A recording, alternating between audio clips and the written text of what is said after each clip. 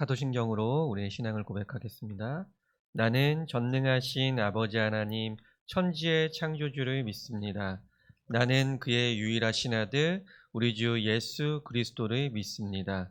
그는 성령으로 잉태되어 동정녀 마리아에게서 나시고 본디오 빌라도에게 고난을 받아 십자가에 못 박혀 죽으시고 장사된 지 사흘 만에 죽은 자 가운데서 다시 살아나셨으며 하늘에 오르시어 전능하신 아버지 하나님 우편에 앉아 계시다가 거기로부터 살아있는 자와 죽은 자를 심판하러 오십니다. 나는 성령을 믿으며 거룩한 공교회와 성도의 교제와 죄를 용서받는 것과 몸의 부활과 영생을 믿습니다. 아멘. 찬송가 325장 함께 찬양하겠습니다.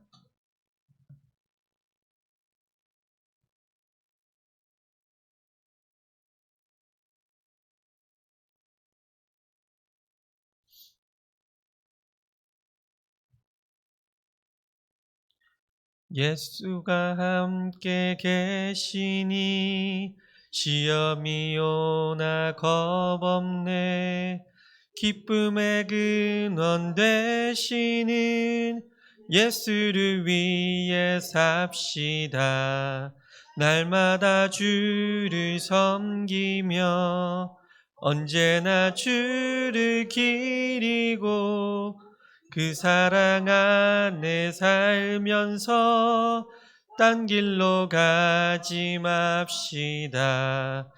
이 세상 사는 동안에 주 이름 전파하면서 무한한 복락 주시는 예수를 위해 삽시다. 날마다 주를 섬기며 언제나 주를 기리고 그 사랑 안에 살면서 딴 길로 가지 맙시다. 이 세상 친구 없어도 예수는 나의 친구니 불의한 일을 버리고 예수를 위해 삽시다. 날마다 주를 섬기며 언제나 주를 기리고 그 사랑 안에 살면서 딴 길로 가지 맙시다. 주께서 심판하실 때 잘했다 칭찬하시니 이러한 상금 받도록 예수를 위해 삽시다. 날마다 주를 섬기며 언제나 주를 기리고 그 사랑 안에 살면서 딴 길로 가지 맙시다. 아멘. 하나님께서 이 아침에 우리에게 주시는 말씀은 이사야 20장 2절로 3절 말씀입니다.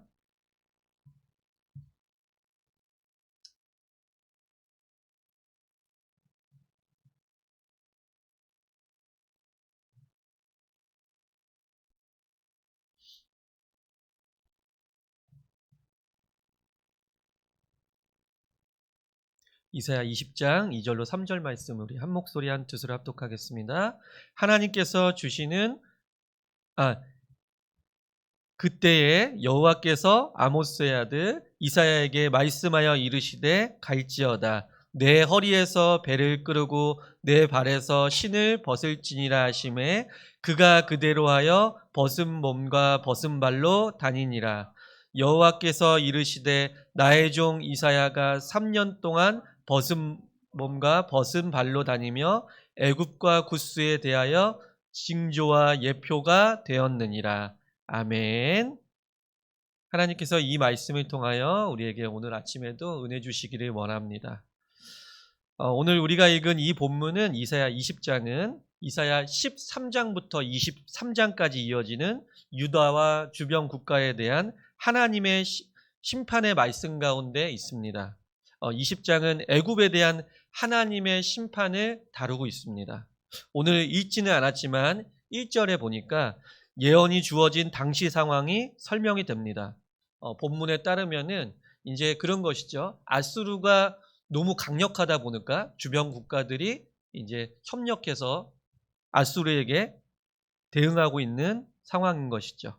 아수르의 왕 사르곤이 다르단이라는 장군을 블레셋에 보냅니다. 그리고 이 장군은 BC 713년경에 블레셋의 수도 아수소를 이제 점령해서 아수르의 꼭두각시 정권을 세우고 돌아오게 됩니다. 그리고 그 이후에는 블레셋은 반란군을 이제 준비하고 이제 반전을 꾀하고 있습니다. 반아수르 동맹군을 모으고 있는 것이죠. 블레셋과 남유다에게 가장 그 당시에 큰 힘이 되었던 나라는 애굽입니다. 남유다는 구스 왕조와 동맹을 통해서 아수르에게 맞설 준비를 하고 기대하고 있습니다. 그런데 이런 상황 속에서 하나님은 이사야에게 매우 특이한 명령을 주고 계신 것이죠. 하나님은 이사야에게 허리에서 배를 끄르고 발에서 신을 벗으라고 명령을 합니다. 이제 쉽게 말하면은 옷을 벗고 신발도 벗고 다니라고 하십니다. 그런데 이사야는 이 하나님의 말씀에 무려 3년 동안이나 순종합니다. 애굽과 구스에 대한 하나님의 예언을 상징적으로 보여주고 있는 것이죠. 하나님께서는 이사야에게 3년 동안 벗은 몸과 벗은 발로 다니라고 하신 이 근본적인 이유가 있습니다. 그 이유는 4절과 5절에 분명히 나타나고 있습니다. 우리 4절과 5절 말씀도 한번 같이 읽어볼까요? 4절과 5절 말씀입니다. 이와 같이 애굽의 포로와 구스에 사로잡힌 자가 아수르의 왕에게 끌려갈 때 젊은 자나 늙은 자나 다 벗은 몸과 벗은 발로 볼기까지 드러내어 애굽의 수치를 보이리니 그들이 바라던 구스와 자랑하던 애굽으로 말미암아 그들이 놀라고 부끄러워할 것이라. 아멘. 이 말씀을 요약하자면은 아수르 왕에게 이제 끌려가는 애굽의 포로의 모습을 보여주고 있는 것이죠. 볼기까지 드러낸다는 표현을 하고 있습니다. 굉장히 치욕스러운 장면이죠. 남유다와 블레셋 등 주변 나라들은 아수르의 압박에서 이제 벗어나기 위해서 애굽을 의지했지만 이사야의 행위 예언을 통해서 하나님은 그들의 기대가 헛된 것임을 알려주고 있으십니다. 실제로 이 예언은 실현이 되고 BC 701년경에는 아수르의 왕 사네립이 블레셋을 침공해서 승리함으로 그 엘테제 전투에서 승리함으로 일부 성취가 됩니다. 또한 BC 670년경에는 아수르의 왕 에살하돈이 애굽을 완전히 함락시킴으로 인해서 이사야의 예언이 이루어집니다. 하나님께서는 이사야에게 옷을 벗고 신을 벗으라는 특이한 명령을 내리신 그 핵심은 남유다가 애굽을 의지하는 잘못된 생각을 깨닫게 하기 위함입니다. 실제로 이 세상 모든 역사를 주관하시는 분은 강대국이 아니라 하나님이시라는 것을 깨닫게 하기 위함이시죠. 하나님은 강대국들을 도구로 사용할 뿐이십니다. 또한 하나님만이 유다와 이스라엘 백성의 유일한 도움이요 구원자가 되심을 가르쳐주고 계십니다. 강해 보이는 나라들과 연합해 안전할 것이라는 유다의 생각이 잘못되었음을 하나님께서는 보여주고 있습니다. 오늘 본문 말씀의 핵심은 하나님 대신 애굽을 의지했던 남유다를 향한 하나님의 교훈인 것이죠. 그러나 이 교훈이 어찌 남유다를 향한 교훈만 되겠습니까? 오늘 우리는 무엇을 가장 의지하며 살아가고 있을까요? 여러 문제와 염려 앞에서 내가 가진 실력과 능력으로 해결하고만 하지는 않았는지 우리의 삶을 돌아봐야 합니다. 우리에게도 하나님만이 유일한 도움이시며 구원자가 되신다는 사실을 우리가 깨닫게 되기를 원합니다. 하나님께 매달리는 것이 가장 안전하고 가장 빠른 길임을 우리는 깨달아야 된다는 것이죠.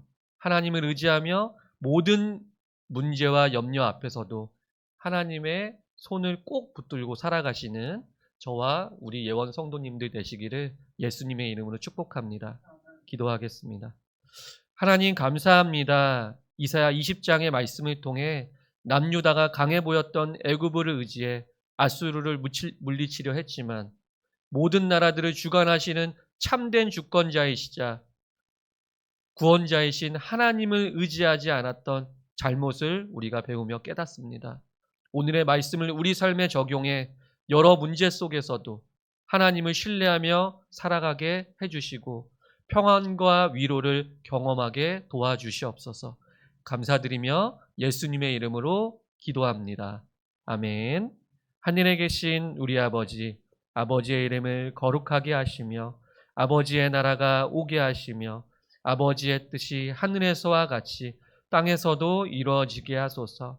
오늘 우리에게 일용할 양식을 주시고 우리가 우리에게 잘못한 사람을 용서하여 준 것 같이 우리 죄를 용서하여 주시고 우리를 시험에 빠지지 않게 하시고 악에서 구하소서. 나라와 권능과 영광이 영원히 아버지의 것입니다. 아멘.